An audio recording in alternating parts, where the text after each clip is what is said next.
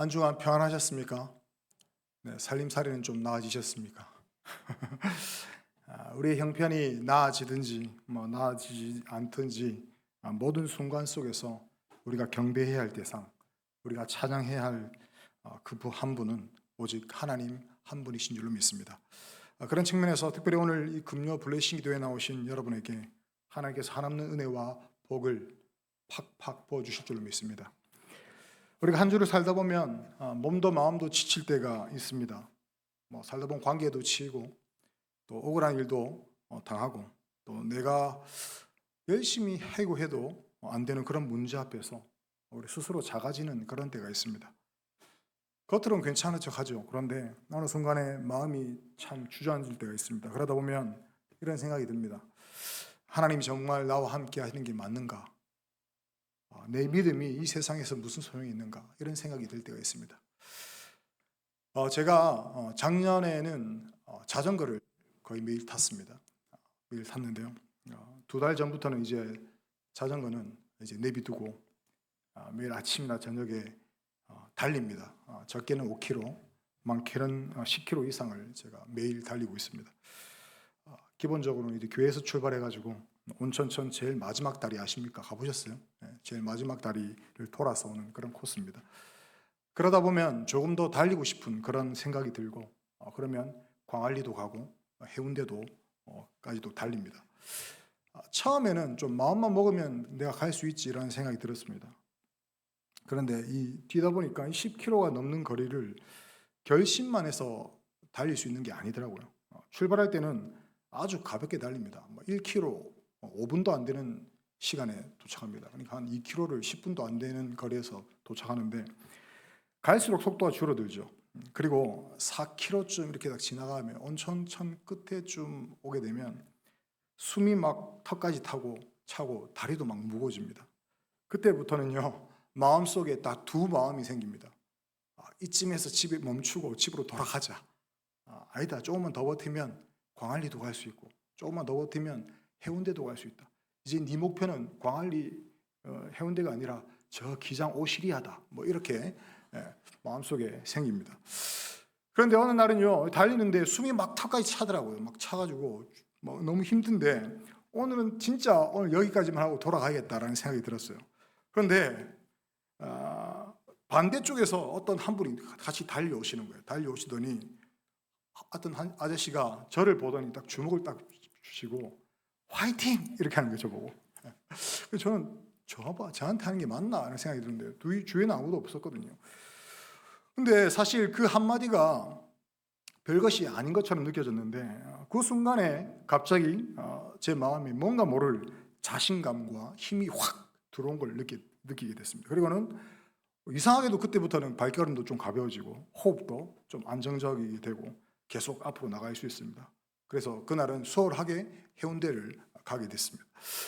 여러분, 신앙도 그렇습니다. 인생을 살아가는 것은 어떻게 보면 단거리 달리기가 아니라 장거리 달리기입니다. 어떤 구간은요 특히 숨이 차고 마음이 꺾입니다.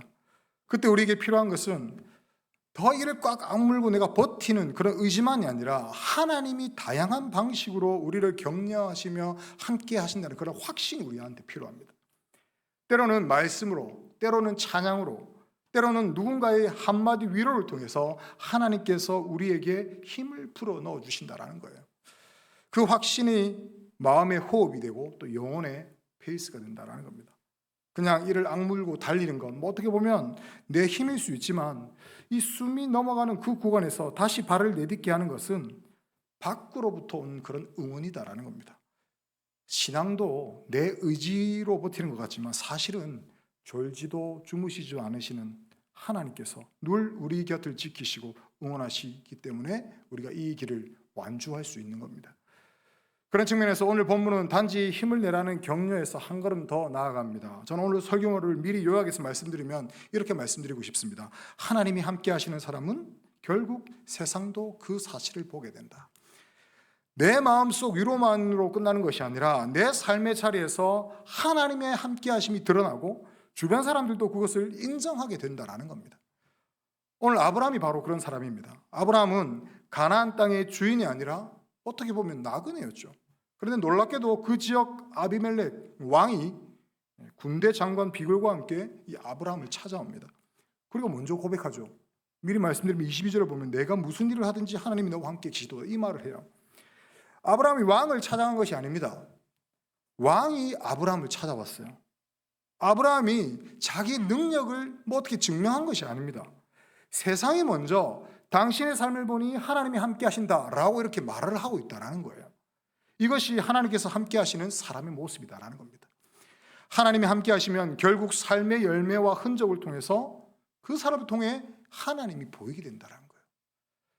오늘 밤 우리는 단지 화이팅, 힘내자라는 말로 위로만 받고 돌아가는 것이 아닙니다. 하나님이 함께 하신다는 사실이 내 삶의 자리에서 어떻게 드러나는지, 그리고 그 동행이 어떤 열매를 맺는지 오늘 말씀을 통해서 우리가 확인하기를 원합니다. 오늘 말씀을 통해서 하나님이 함께 하시는 사람의 모습을 세 가지로 함께 살펴보겠습니다. 첫 번째로, 세상은 나를 통해 하나님을 봅니다. 22절에 보면 아비멜렉이 아브라함에게 말합니다. 내가 무슨 일을 하든지 하나님이 너와 함께 계시도다. 이 말은요, 형식적인 인사나 칭찬이 아닙니다. 한 나라의 왕인 한 족속의 왕이, 그것도 군대 장관까지 데리고 와가지고 이렇게 말한다는 것은 여기는 아주 중대한 의미가 있다는 겁니다. 쉽게 말하면 당신은 평범한 사람이 아닙니다. 당신 뒤에는 보이지 않는 능력, 그 누군가가 있다는 걸 내가 압니다 라는 인정이다라는 겁니다. 왕의 눈에는 아브라함이 어쩌면 위험한 사람이었습니다. 칼을 든 사람이어서가 아니라 그가 행동하는 것, 그의 삶을 보니까 하나님께서 분명히 함께 하시는 사람이었기 때문에 그렇다는 거죠. 여러분 생각해 보십시오. 아브라함은 지금 가나안 땅에서 주인이 아닙니다. 그냥 나그네입니다. 어떤 측면에서 요즘 들어 말하면 새들어 사는 그런 사람처럼 연약한 자리에 있습니다. 그런데 세상 권력이 먼저 그를 찾아와서 뭘 요구합니까? 평화를 요구한다는 거예요. 왜냐하면 아비멜렉은 아브라함이 그 땅에 머무는 동안 그의 삶에는 이상할 만큼 설명되지 않는 손길이 있었다는 것을 이 아비멜렉 왕이 알았다는 겁니다. 일이 풀리는 방향이 달랐고요. 위기 앞에서 무너지는 방식이 달랐고요. 무엇보다 사람이 도저히 할 수 없는 상황에서 하나님께서 길을 여시는 흔적이 분명함을 보았다라는 겁니다. 그래서 아비멜렉 왕은 결론을 내립니다. 이 사람 뭔가 다르구나. 이 사람은 분명히 하나님께서 함께 하신다. 여러분 여기서 중요한 것은 아브라함이 완벽한 사람이 아니었다는 사실입니다. 아브라함은요 실수도 했습니다. 두려움 때문에 아내를 누이라고 말했던 그런 연약한 부분도 있습니다. 그런데도 하나님은 아브라함을 버리지 않으셨습니다. 하나님이 붙드셨고 하나님이 그를 인도하셨고 결국 그 사람의 삶 속에 하나님의 함께하심의 흔적이 나타났다라는 겁니다. 그러니 이것은 아브라함의 능력의 자랑이 아니다라는 겁니다. 하나님의 신실하심이 한 사람의 인생 위에 찍힌 표지입니다. 이처럼 세상은 우리 믿는 자들에게 어떻게 보면 신경을 안 쓰는 것 같지만 사실 우리의 삶을 먼저 보고 있다는 거예요. 먼저 뭘 보겠습니까? 우리의 말을 보고, 세상은 그 다음에 우리의 행동을 봅니다. 그리고 우리의 반응과 우리의 예배 이후의 삶을 세상은 본다라는 겁니다. 우리가 힘든 일을 만났을 때 어떻게 말하는지, 억울한 일을 당했을 때 어떻게 처리하는지, 손해보아도 양심을 이 사람이 지키는지, 갈등 속에서도 사람을 살리려 하는지, 이 모든 것을 세상은 관심 없는 척하지만 사실은 조용히 전부 다 지켜보고 있다는 겁니다. 특히 세상은 우리가 무너질 수밖에 없는 자리에서 어떤 모습을 보이는지 유심히 지켜봅니다. 잘 될 때야 여러분 누구나 웃을 수 있습니다. 일이 잘 풀릴 때야 누구나 여유가 있죠. 하지만 막히는 자리에서, 길이 보이지 않는 자리에서, 억울함이 쌓이는 자리에서 우리는 여전히 하나님을 붙들고 흔들려도 또 넘어지지 않고 다시 일어서는 그런 모습을 보이면 세상은 그때 이야기를 한다는 거죠. 저 사람 뭔가 다르다. 여러분 그 차이가 뭐겠습니까? 성격이 좋아서 그렇겠습니까? 아닙니다. 그 차이는 우리와 동행하시는 하나님의 차이입니다. 그러므로 하나님이 함께 하시는 사람의 복은 단순히 일이 잘 되는 것에만 있지 않습니다. 내 삶을 통해서 하나님이 드러나는 것, 내가 겪는 일과 내가 걸어가는 길 위에 하나님의 살아계심이 비춰지는 것, 그것이 복이다라는 거예요. 어떤 날은 풍성함 속에서 하나님이 드러날 수 있습니다. 어떤 날은 눈물 속에서 하나님이 드러날 수 있다는 거예요. 중요한 것은 상황이 아니라 그 상황 속에서도 하나님이 나를 붙드시고 있다는 사실이 우리의 삶으로 증거되는 것, 우리의 삶으로 나타나는 것, 드러나는 것이 더 중요하다는 겁니다. 세상이 우리를 보면서 저 사람 사는 모습이 다르다라고 느끼고 그 이유를 묻다가 저 사람 교회 다니는구나, 저 사람 동부삼일교회 다니는구나, 저 사람 하나님이 함께 하시는구나 하고 인정하게 되는 것, 이것이 하나님께서 함께 하시는 사람에게 주시는 복이다라는 거예요. 그때 사람들은요, 우리를 보는 것 같지만 우리를 보기보다, 우리를 높이기보다 우리와 동행하시는 하나님을 보게 된다는 겁니다. 우리가 잘나서가 아니라 하나님께서 붙드시고 인도하셨다는 사실이 삶으로 드러나는 겁니다. 그래서 성도는요, 말로만 복음을 전하는 사람이 되어서는 안 됩니다. 성도는 자신의 삶으로 하나님을 증거하는 사람이 되어야 됩니다. 그런데 저와 여러분의 삶을 통해서 세상 사람들에게 하나님이 분명하게 드러나게 되기를 소망합니다. 두 번째로, 세상은 화평을 세우는 믿음을 봅니다. 아브라함이 아비멜렉과 언약을 맺는 과정에서 한 가지 문제가 드러나게 되죠. 25절 말씀입니다. 아비멜렉의 종들이 아브라함의 우물을 빼앗은 일에 관하여 아브라함이 아비멜렉을 책망하며. 무슨 일입니까? 아비멜렉의 종들이 아브라함의 우물을 빼앗은 일에 관해서 아브라함이 책망했다는 거죠. 그 시대의 우물은요, 단순한 편의시설이 아니라 어떻게 보면 생명줄이었습니다. 밥줄이었습니다. 물이 없으면 가축이 살 수 없고 가족의 삶도 유지될 수 없습니다. 특히 건조한 지역에서 우물은 재산이자 미래고 또 한 가정의 생계가 달린 그런 문제였습니다. 그런데 그것을 빼앗겼다는 것은 삶의 기반을 흔들어버리는 심각한 사건이었다는 거죠. 그런데 아브라함은 이 문제를 그냥 덮어두지 않습니다.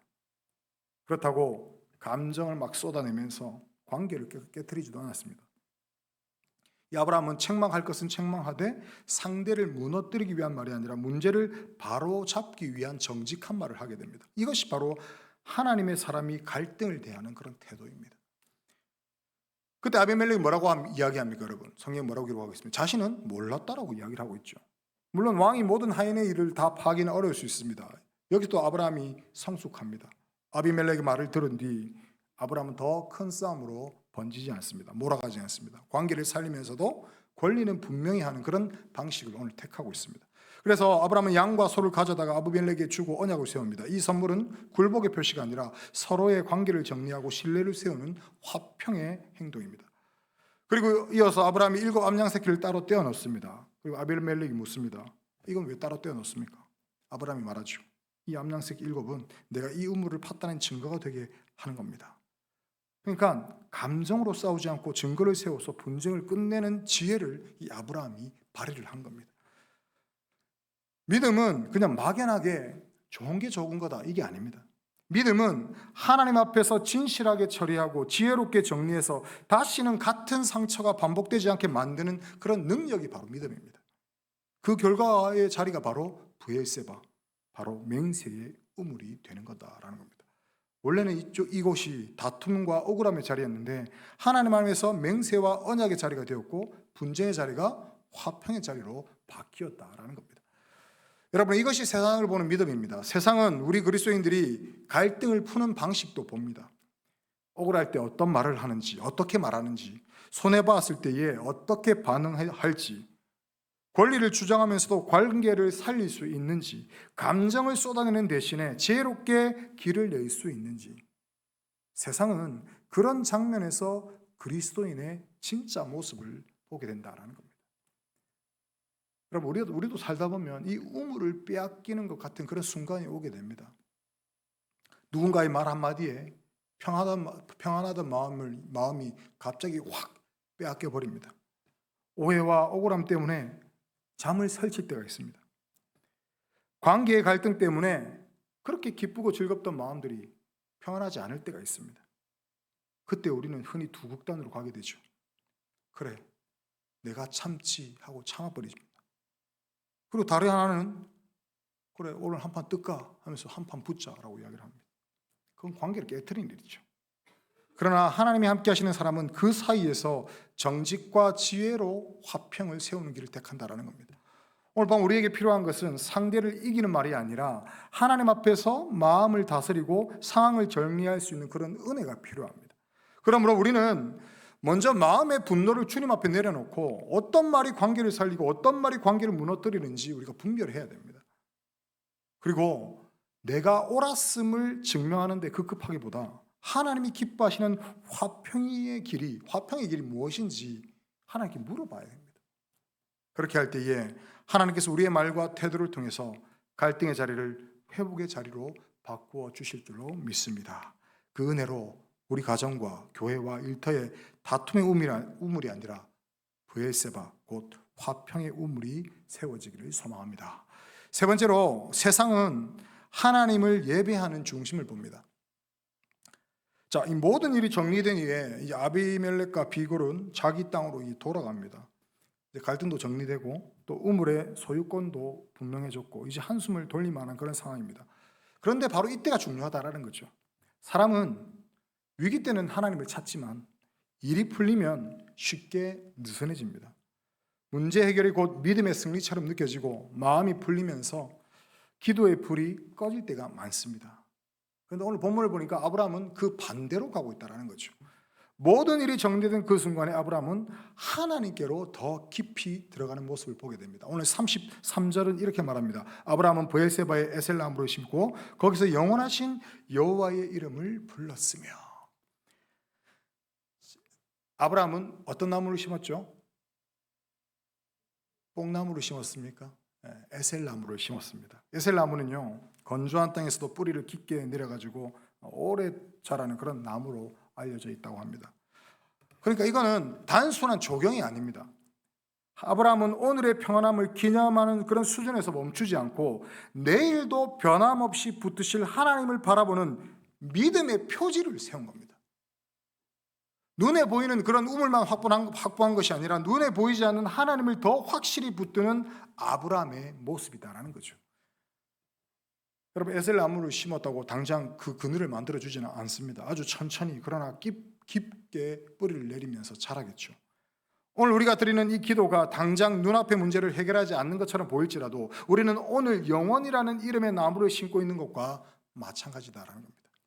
이 기도가 결국 우리의 인생의 가장 뜨거운 날에 가장 시원한 그늘이 될 줄로 믿습니다. 그리고 아브라함은 하나님을 어떤 이름으로 부릅니까? 영원하신 여호와입니다. 아브라함이 의지한 것은 그런 조약, 문서가 아닙니다. 상대의 약속도 아니었습니다. 사람의 그런 선의도 아니었다라는 거죠. 아브라함이 붙든 것은 영원하신 하나님, 변치 않으시는 그런 하나님이었습니다. 상황은 시시각각 바뀌고 사람의 마음은 하루아침에 달라지지만 하나님은 변하지 않으시기 때문에 그렇습니다. 하나님이 함께 하시는 사람은 문제가 해결된 자리에서 믿음이 더 분명해집니다. 대부분의 사람은 문제가 있을 때 하나님께 도움을 요청하죠. 그런데 문제가 풀리고 나면 하나님을 뒷전으로 미룰 때가 많습니다. 그런데 아브라함은 달랐다라는 겁니다. 그는 결과에 취하지 않고 그 결과를 주신 하나님께로 돌아갔습니다. 그는 우물의 주인이 된 것처럼 기뻐하기 전에 하나님을 예배하는 사람으로 먼저 섰다라는 겁니다. 그의 삶의 중심이 전부 예배였다라는 겁니다. 여러분, 세상은 여기서도 우리를 봅니다. 일이 잘 풀렸을 때 사람이 교만해지는지, 형편이 나아지면 저 사람은 예배가 소홀해지지 않는지, 문제가 사라지면 기도가 사라지는지, 세상은 유심히 우리를 바라보고 있다는 겁니다.